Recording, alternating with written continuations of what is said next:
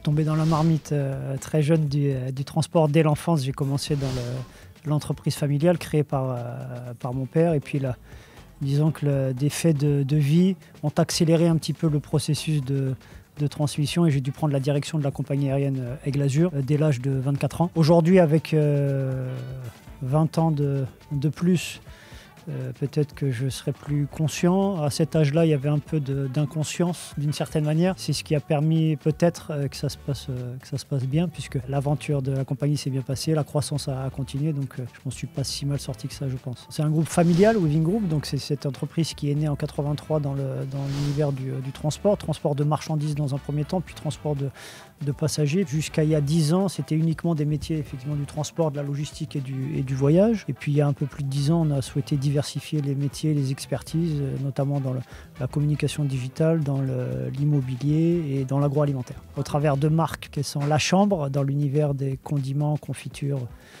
pâte à tartiner, la communication digitale avec Dagobert et Weaving Invest dans l'investissement. Nous, aujourd'hui, on n'est plus que actionnaire minoritaire dans une activité de transport d'hélicoptères, donc c'est plus un sujet, j'allais dire, majeur au sein du groupe. Le besoin est là, on est dépendant d'une certaine manière des constructeurs, donc on essaie d'être le plus efficient possible dans les routes empruntées. Vous savez, je suis né en France avec des origines diverses, donc effectivement des origines algériennes, kabyles, des origines également italiennes de par ma mère. Une grande partie de l'histoire du groupe s'est inscrite, de certaines activités du groupe s'est inscrit dans la relation effectivement bilatérale. C'est beaucoup moins le cas depuis un certain nombre d'années. Les tensions, je les trouve effectivement sans prendre parti, dommage pour tout le monde.